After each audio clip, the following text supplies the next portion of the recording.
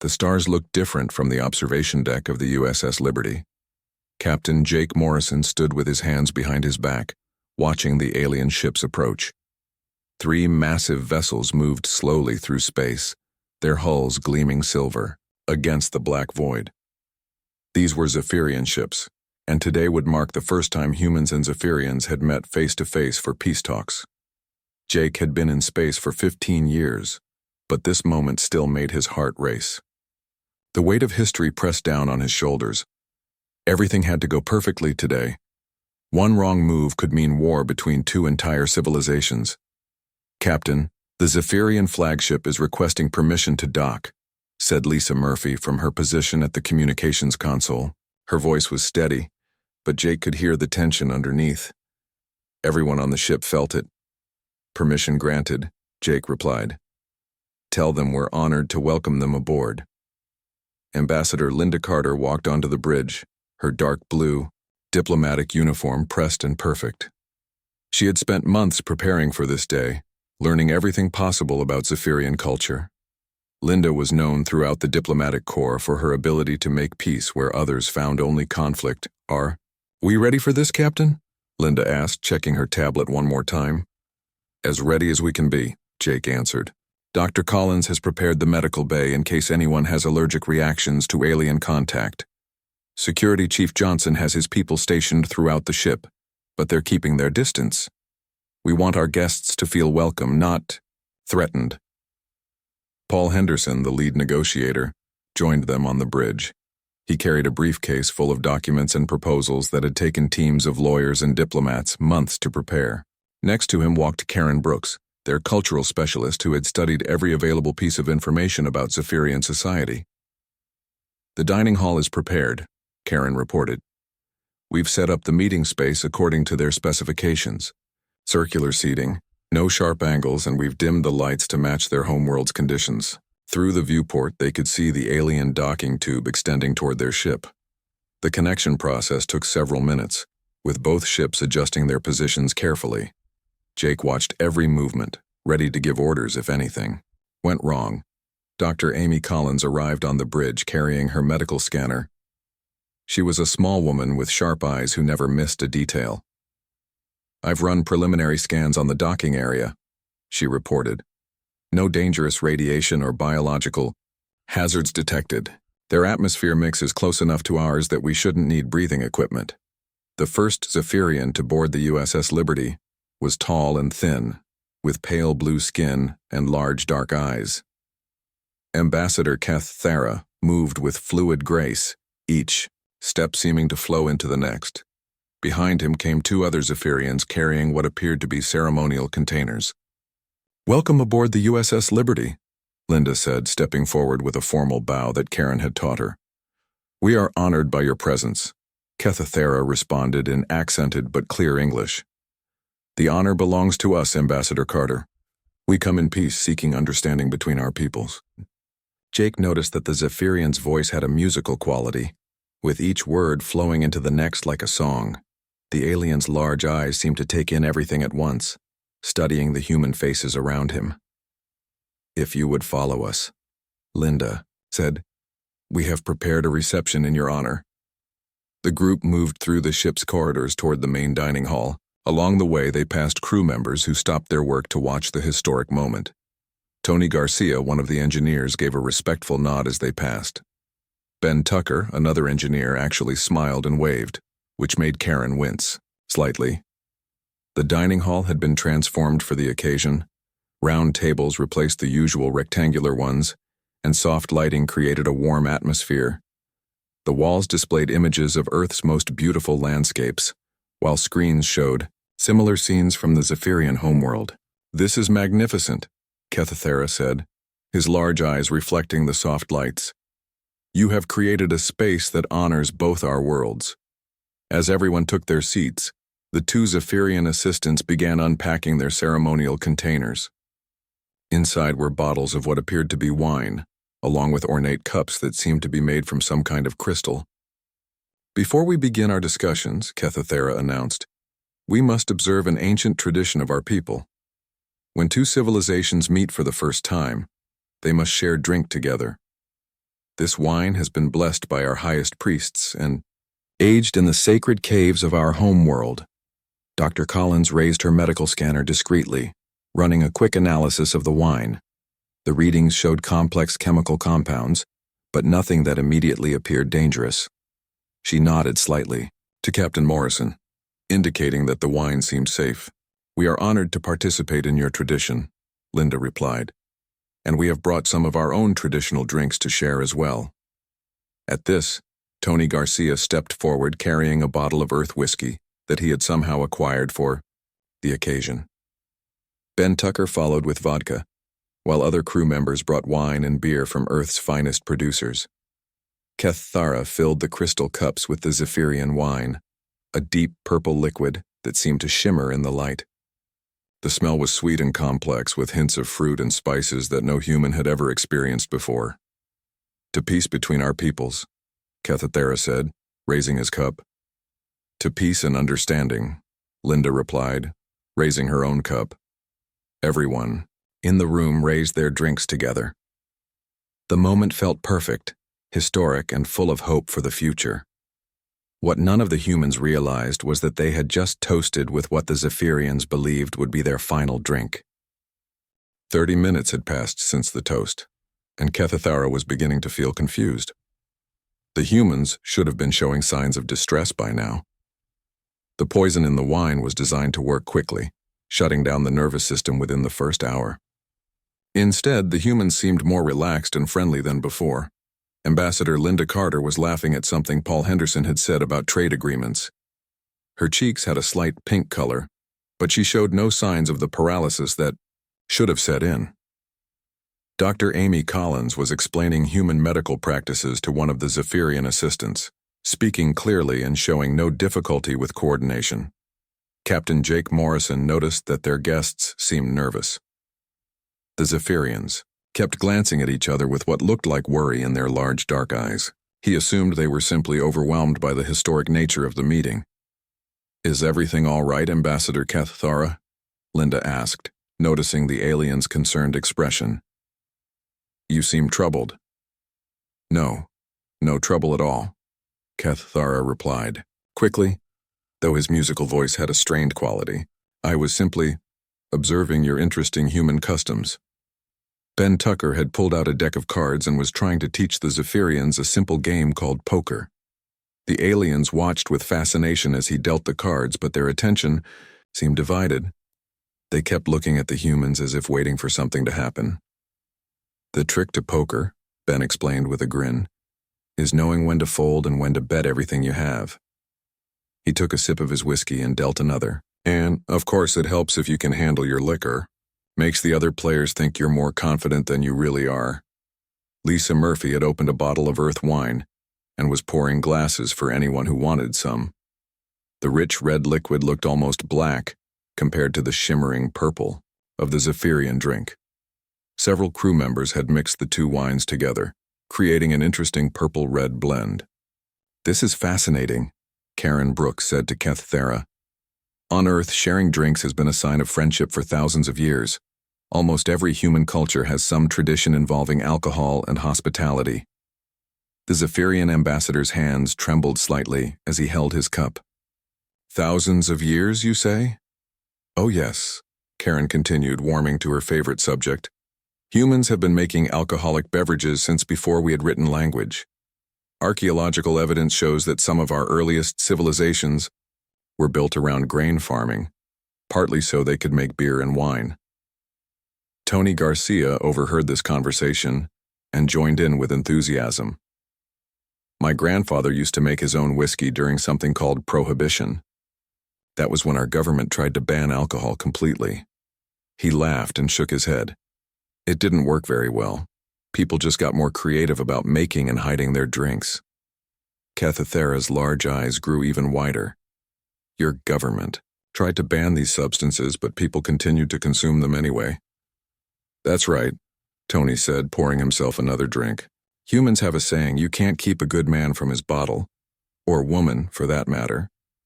He nodded toward Sandra Hayes, who was teaching another Zephyrian how to play a drinking game involving coins and small glasses of vodka across the Room communications officer Rick Stone was having an animated conversation with the second Zephyrian assistant. "The strongest drink I ever had was something called moonshine," Rick was saying. "My uncle made it in the mountains of Kentucky. One sip could knock you flat, but it sure warmed you up on cold nights." The Zephyrian assistant looked puzzled. "This moonshine was stronger than what you drink now?" "Much stronger," Rick confirmed. "Probably about twice as strong as this whiskey. Some of the old-timers could drink it like water, though. My great-grandfather supposedly drank a whole jar once and still walked home 5 miles through a snowstorm." Dr. Collins had been quietly running medical scans on the crew members throughout the evening. Her readings showed elevated levels of various toxins in their bloodstreams, including the compounds from the Zephyrian wine. However, all the humans appeared to be processing these substances without any difficulty. "Interesting," she murmured to herself, studying her scanner readings. The alien wine contains several compounds that should be affecting motor functions, but everyone's liver enzymes are handling the load just fine. Matt Johnson, the security chief, approached her with a concerned expression. "Doctor, should I be worried about the crew drinking alien substances?" Amy looked at her readings again. "Actually, no. Their bodies are processing everything normally. If anything, the crew seems to be handling the alien wine better than some of them handle Earth alcohol." Meanwhile, in the Zephyrian flagship, Commander Velthanor was growing impatient. He had been waiting for over an hour to receive the signal that the human leadership had been eliminated. According to their intelligence, the poison should have worked within 30 minutes. "Contact the diplomatic vessel," he ordered his communications officer. "I want to know the status of our operation." When the communication came through to the USS Liberty, Lisa Murphy answered with a cheerful voice. "USS Liberty here. How can we help you?" Velthanor was taken aback by the friendly tone. "This is Commander Velthanor. I wish to check on the progress of the diplomatic meeting." "Oh, it's going wonderfully," Lisa replied enthusiastically. "Everyone's getting along great. Your ambassador is learning to play poker, and we're teaching your people some earth-drinking songs. Would you like me to put you through to Ambassador Keththara?" There was a long pause before Velthanor replied. "No, that will not be necessary. Please continue with your meeting." Back in the dining hall, the party was getting more lively by the hour. Joe Martinez had brought out his guitar and was leading a group sing-along of old Earth songs. Several Zephyrians were trying to follow along, though their musical voices created interesting harmonies that no human had ever heard before.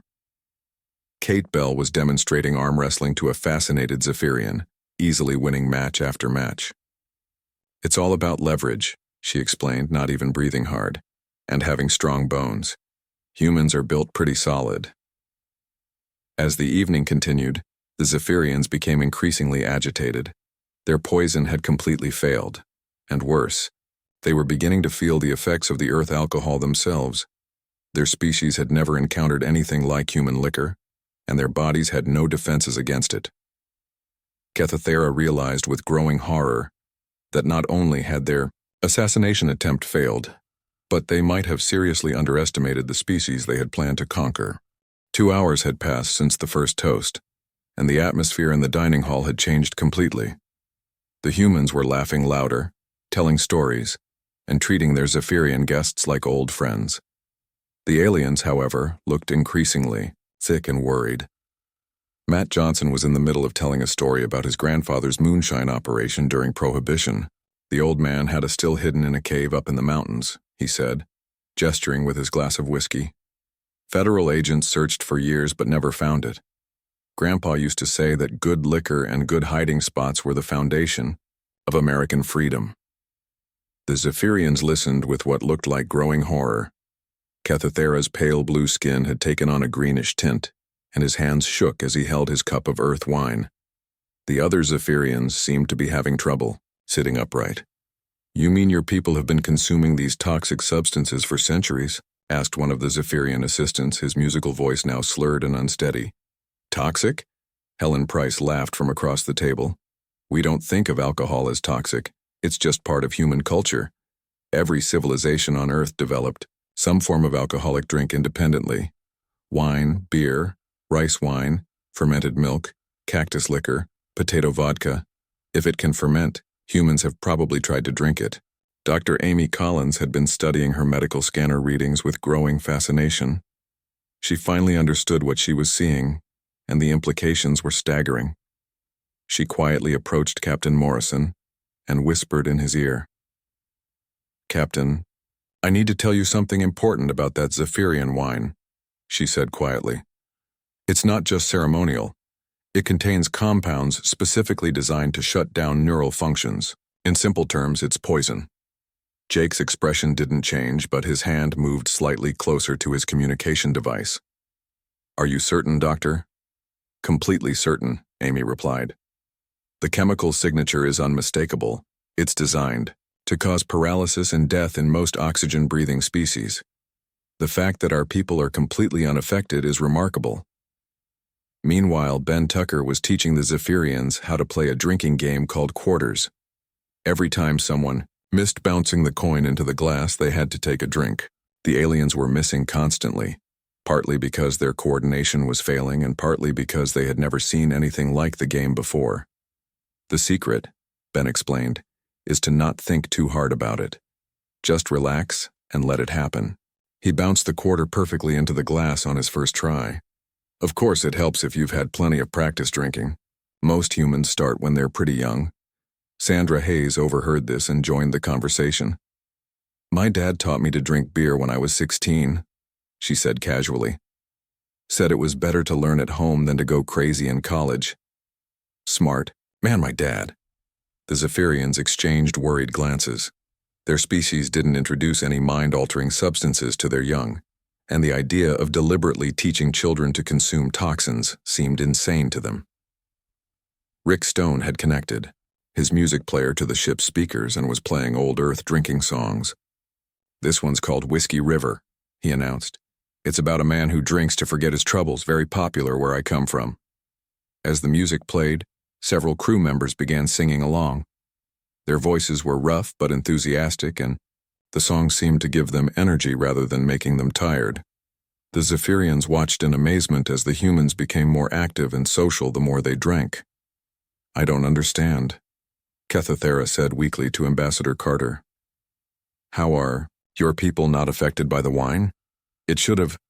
I mean, such strong substances should cause illness." Linda looked puzzled. "Strong? Your wine is quite mild compared to some Earth drinks. It's actually rather pleasant, very smooth." She took another sip to demonstrate. "Now, if you want to talk about strong drinks, you should try some of the spirits Tony brought. That whiskey is probably 40% alcohol." The Zephyrian ambassador's large eyes went wide with shock. 40% poison and you drink it for pleasure?" "Poison?" Linda laughed. "We don't consider alcohol poisonous." "Well, not unless you drink way too much at once. Most humans can handle quite a bit before it becomes dangerous." Dr. Collins had finished her analysis and was ready to share her findings with the group. She stood up and cleared her throat to get everyone's attention. "Ladies and gentlemen," she announced, "I've completed my analysis of our Zephyrian friend's ceremonial wine. I think you'll find the results interesting." The room grew quiet, with humans looking curious and Zephyrians looking terrified. "The wine contains several compounds that are highly toxic to most known life forms," Amy continued. "In fact, the chemical mixture is so precisely designed that it appears to be an extremely effective poison, capable of killing most oxygen-breathing species within an hour." There was a moment of stunned silence. Then Tony Garcia started laughing. "You mean they tried to poison us with their wine?" he asked, holding up his glass. "And we've been mixing it with whiskey all night?" The laughter spread through the human crew. They weren't angry or afraid. Instead, they seemed to find the situation hilarious. The Zephyrians, meanwhile, looked like they wanted to disappear. "The remarkable thing," Dr. Collins continued, "is that human physiology is completely unaffected by these compounds. Our livers process them just like any other alcohol. In fact, the toxin level in their wine is actually lower than what you'd find in some Earth spirits." Chris Adams raised his glass in a toast. "Well then, here's to having the best livers in the galaxy." The humans cheered and drank again, while the Zephyrians realized that their carefully planned assassination had not only failed completely, but had revealed just how badly they had underestimated the species they had planned to conquer. The laughter in the dining hall slowly died down as the reality of the situation began to sink in. Ambassador Linda Carter looked directly at Kathera, her diplomatic training taking over despite the alcohol in her system. "Ambassador," she said calmly, "I think we need to have an honest conversation about what just happened here." Kathera was swaying in his chair, clearly affected by the earth alcohol he had consumed.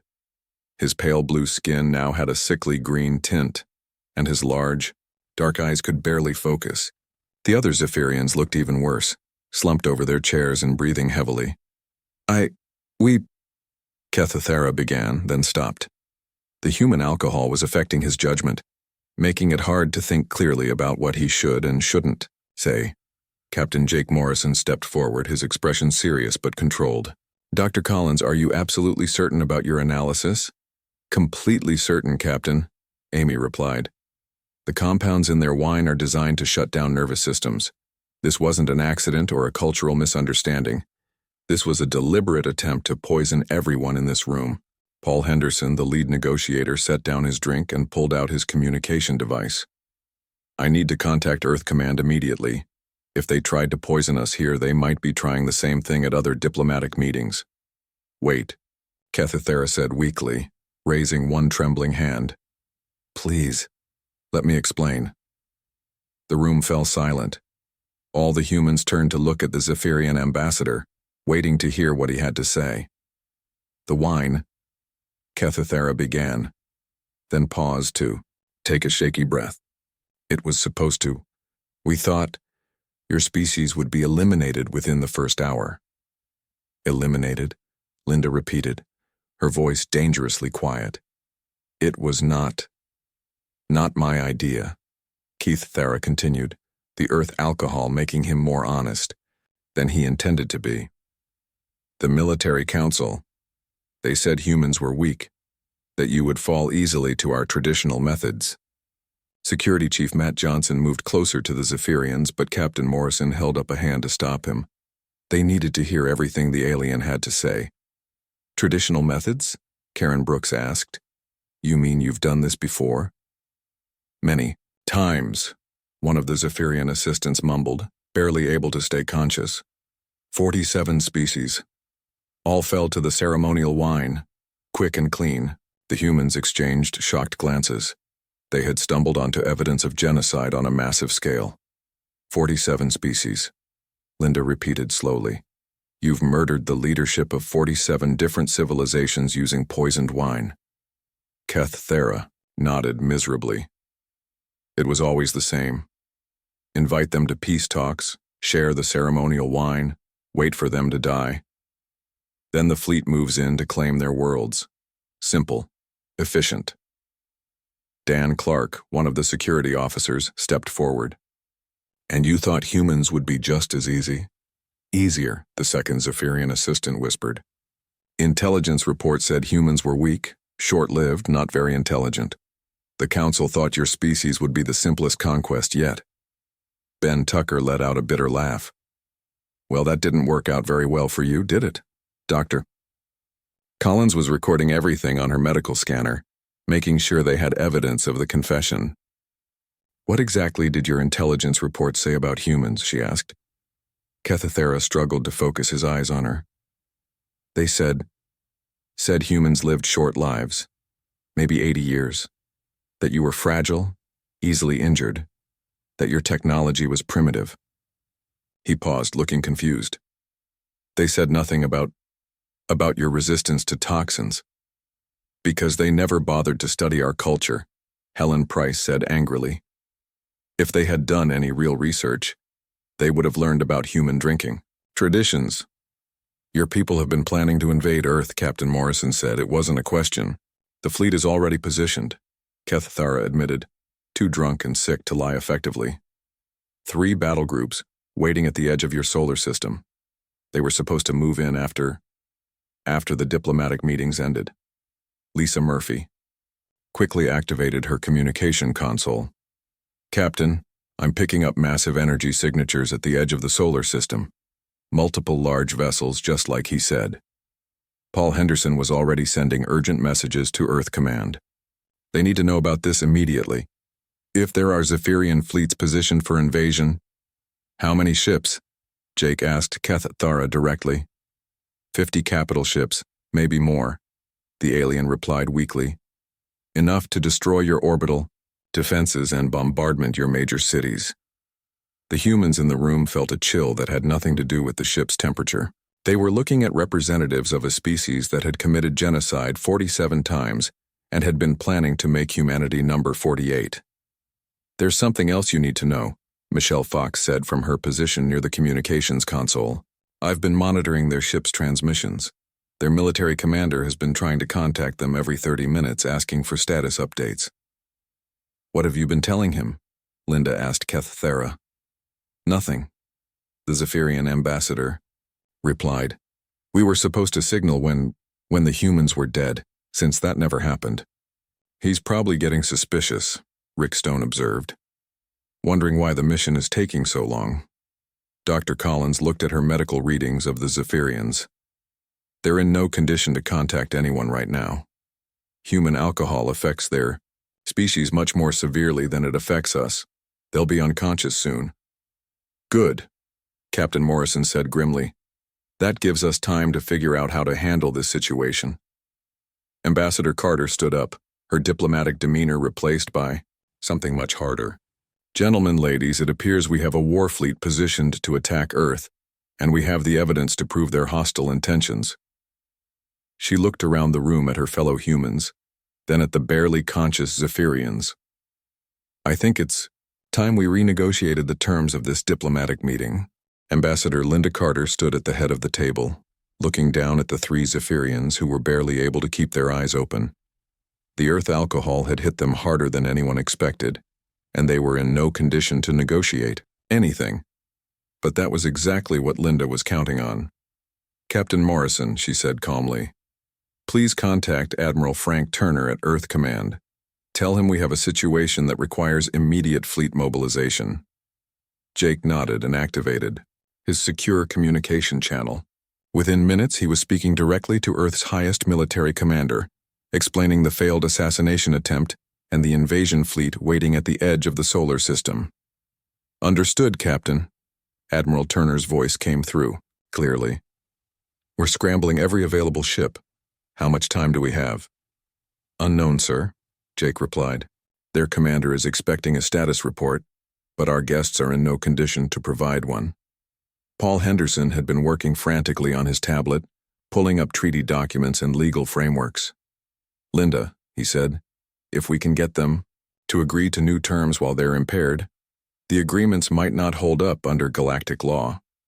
That depends on whether they signed under duress or under the influence of substances they chose to consume, Linda replied with a slight smile. They brought the wine, they insisted we drink it together, and they chose to consume our alcohol. I'd say any agreements they make now are perfectly valid. Dr. Amy Collins was monitoring the Zephyrians' vital signs. They're stable, but their judgment is severely compromised.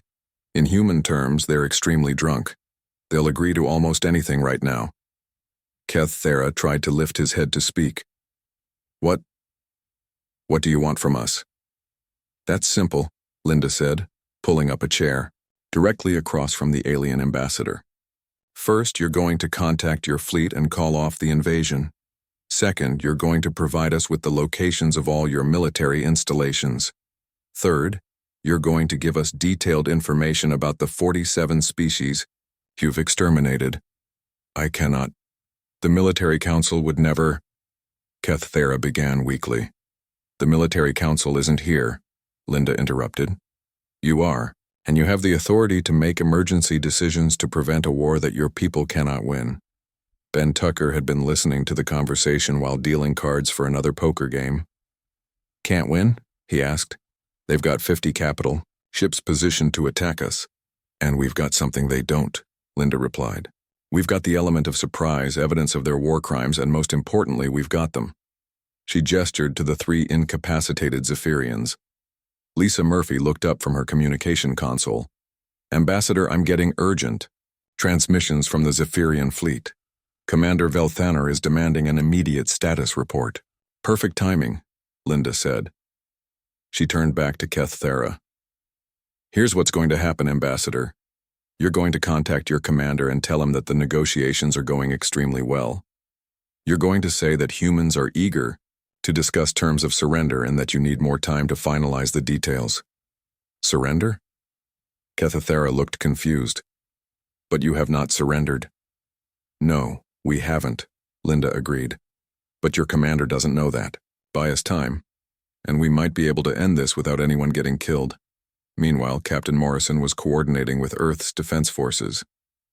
Admiral Turner, our diplomatic team believes they can resolve this situation peacefully, but we need the fleet ready in case negotiations fail. Roger that, Captain. We have 30 ships moving into position, with more on the way. If the Zephyrians want to fight, they'll get one.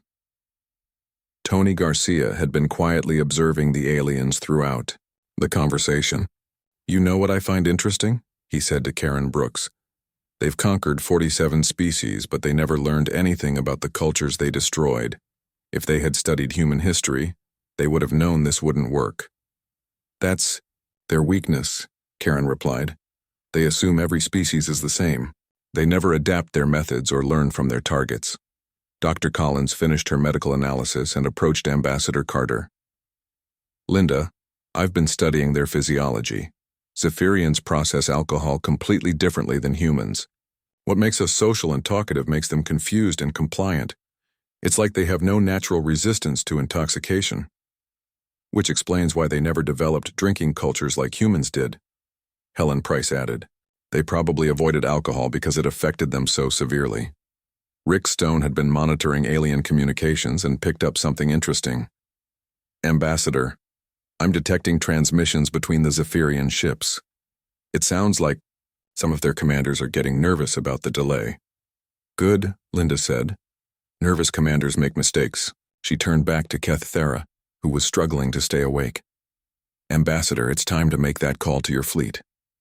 With Linda's guidance, Keththera contacted Commander Velthanor and delivered the message about ongoing negotiations.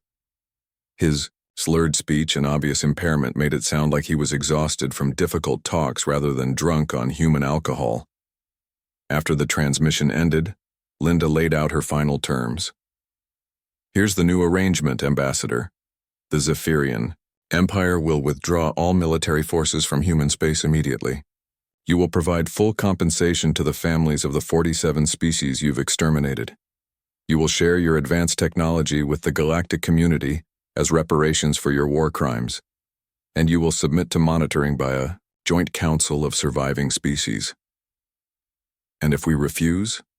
Keththera asked weakly. Then we release the recordings of your confession to every species in the galaxy, Linda replied. Along with the locations of your military bases and the tactical information you've provided. How long do you think your empire will survive when 47 species worth of survivors learn that you're responsible for genocide? The Zephyrian ambassador looked at his equally impaired assistants, then back at the humans who had somehow turned a failed assassination into complete victory.